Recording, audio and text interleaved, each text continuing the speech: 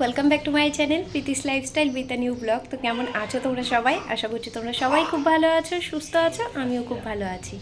তো আজ হচ্ছে নববর্ষ, তোমাদের সবাইকে শুভ নববর্ষ। তো সকালবেলা এখন বাজছে 9:45। আমার বাসি সব কাজ কমপ্লিট। এখন শুধু গিয়ে স্নান করব, স্নান করে পুজো দেবো, তারপরে রান্নাবাড়ির দিকে যাব। তো আজকে আমরা ভেজ খাবো। আর সকালে টিফিনটা ভাবছি বলবো কিনে নিয়ে আসতে, কারণ এখন অনেকটাই টাইম কম, পুজো দিতেও টাইম লাগবে। তাও দেখি আমি যদি পারি তাহলে রুটি তরকারি কিছু একটা করে নেব।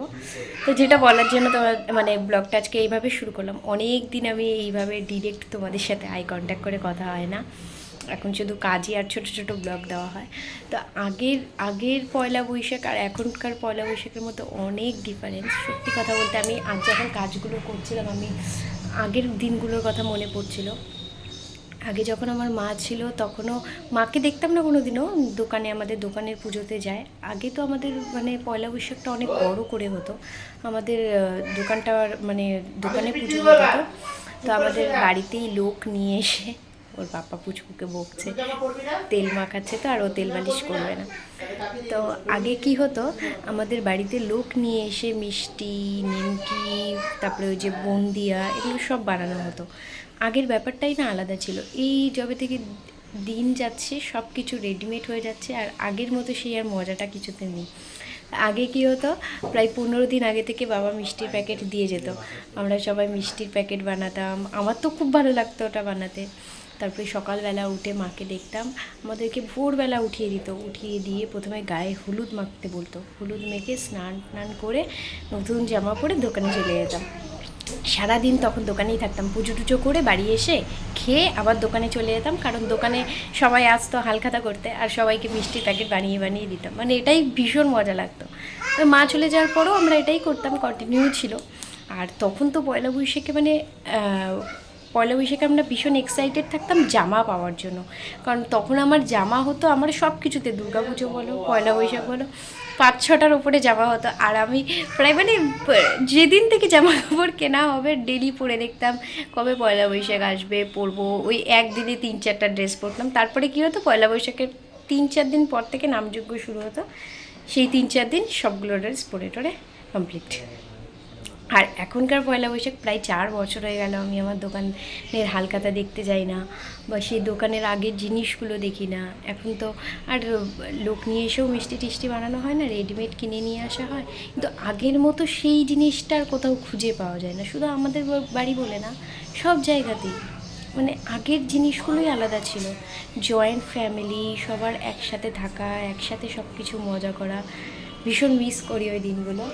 আর এখন যেমনি আগে আগে কী ছিল, সকালবেলা উঠে রেডি টেডি হয়ে স্নান টান করে সুন্দর সুন্দর জামা পরে ঘোরো। আর এখন বিয়ের পরে মানে সংসার জীবনে আসার পরে লাইফটাই পুরো বলে না, বিয়ের আগের জীবন আর বিয়ের পরের জীবনকে কখনো পাশাপাশি রাখে পার্থক্য করা সম্ভব না, কারণ দুটো জীবনই ভীষণ আলাদা। যেমনি আমাদের ছোটোবেলাটা আর আমাদের টিনেজার লাইফ, আর বড় হওয়ার পরে দুটো লাইফ অনেকটা আলাদা। দুটো লাইফকে কখনো পাশাপাশি রাখা সম্ভব না। ছোটোবেলায় আমরা অনেক মজা করতাম, আমরা যখন ইচ্ছে হতো কেঁদে ফেলতাম, কিন্তু বড় হয়ে আমরা কারোর সামনে কাঁদতে পারি না, উল্টে আমাদের লুকিয়ে কাঁদতে হয়। আর ছোটোবেলায় কী হতো, মনে হতো সবার সামনে কাঁদি, যাতে আমরা যেটা চাইছি সেটা আমরা পেয়ে যাই। তো যাই হোক, এখন আমি ওই কারণেই সকালবেলা সব কিছু পরিষ্কার করি না। আমার না মানে এটা খুব ভালো লাগে, মানে প্রত্যেকটা একটা শুভ দিনে আমার মনে হয় বাড়িঘর আমি যতটা পারবো ততটা পরিষ্কার রাখি, ততটা সুন্দর দেয়, মানে জিনিসটাকে পরিষ্কার পরিচ্ছন্ন রাখি, তো নিজের কাছে স্যাটিসফাইড থাকবো। আমি যতটা পারলাম সিঁড়ি রেলিং টেলিং সব মুছে নিলাম।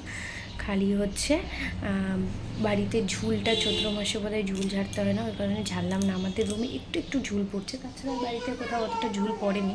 মাঝে মাঝে আমি ঝাড়ু দিয়ে পরিষ্কার করে নিই।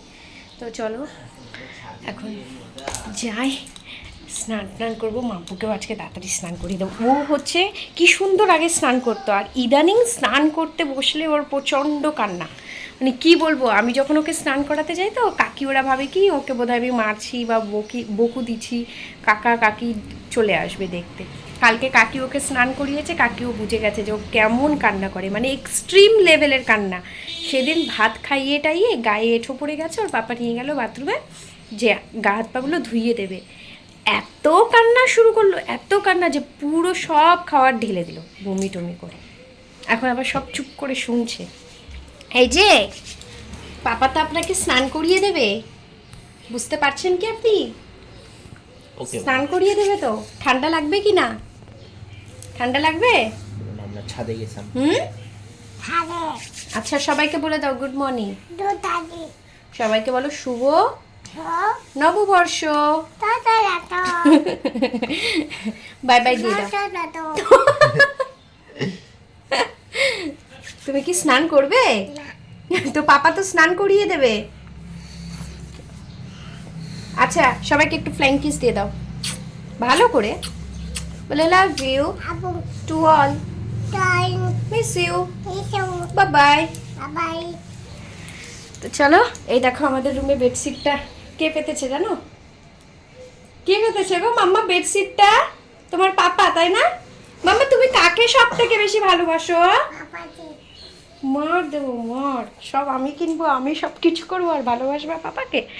তো যাই হোক, এই দেখো বেডশিটটা আমি তোমাদের বললাম না যে আমি হচ্ছে পয়লা বৈশাখের দিন সকালবেলা পাতবো, কিন্তু আমি মেয়ে মানুষ হয়ে আমার থেকে এত অবসেসড ও যে ও রাত্রিবেলায় এটা পেতে দিল। যাই হোক সুন্দরী পেতেছে, কেমন লাগছে দেখো। এটা অবশ্য ওর চয়েসে, আমি অন্য একটা চয়েস করেছিলাম হোয়াইটের মধ্যে গ্রে কালারের পাতা পাতা আঁকানো ছিল, আমি ওটা চুজ করেছিলাম, ও এটা চুজ করে। তো চলো, আমার রুম পুরো ক্লিন করে দিয়েছি, আর কোনো আমার এখন কাজ নেই, এখন শুধু রান্নাবাড়ি করতে হবে। তা আজকের দিনটা কেমন করে কাটাচ্ছি সবটাই তোমাদের সাথে শেয়ার করবো। আমি যদিও সবটা তোমাদেরকে দেখাতে পারি না, আমি ভুলেই যাই ব্লগিংয়ের কথা। অমৃত ফোন করছে, আমি সবটা দেখাতেই পারি না, প্রত্যেক দিন ভাবি পুরোটা দেখাবো, বাট হয় না, আমি ভুলেই যাই। কাল যে এমনি আমি ছাদে গিয়ে আমাদের যেটা তুলসী ধানে যে সরাটা বেঁধেছিল ওটা, তারপরে হচ্ছে জল ঢালা, ভেবেছিলাম ওগুলো সব দেখাবো, এক টাইমের অভাব ছিল, আমার খেতে খেতে 4টা বেজে গেছিলো, আমি ভুলেও গেছিলাম। তো দাঁড়াও বাবার রুমটা একবার দেখিয়ে দিই, দেখো মেয়েটা কী করেছে। দেখো বাবার রুমের বেডশিটটা ভালো লাগছে না? বাবা কোলবালিশের কভারটাও বানিয়ে এনেছে, আমাদের রুমের শুধু কোলবালিশের কভারটাই বানানো হয়নি। তো দেখি, ওটা তো রেডিমেড কিনতে পাওয়া যায় না, টেলারের থেকে বানিয়ে নেব। চলো বলো ঠাকুর সবাইকে, আগে আগে বসো বসো, আগে বসো, বলো হ্যাঁ হাত জোর করো, বলো ঠাকুর সবাইকে ভালো রাখবা, আমাকে বিদ্যা দাও, বুদ্ধি দাও, আশীর্বাদ করো, প্রণাম করো। এবার মাথা টিকায় প্রণাম করে দাও, মাথা টিকায় প্রণাম করো। এই যে চোর, প্রসাদ চোর, প্রসাদ চোর। এই যে ঠাকুরকে খেতে দিবি না? আচ্ছা যা, হ্যাঁ।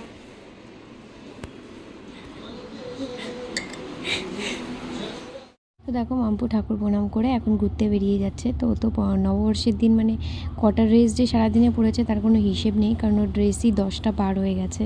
দাসপাড়া গিয়েছিল যখন, তখন ওর দাদান, ওর নিনিরা সবাই মিলে, সবার জামা কাপড় মিলিয়ে প্রায় 7 সেট জামা হয়, বাড়ি এসে আবার হয়।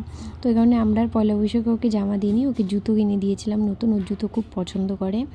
তো সন্ধেবেলা সেদিন আর বেরোনো হয়নি, আমার শরীরটা একটু খারাপ ছিল। তো ব্লগটা এই পর্যন্তই, আর কিছু পুচকুর স্কুলের ফটোস দিয়ে দিচ্ছি, ওর স্কুলে নববর্ষ সেলিব্রেট করা হয়েছিল।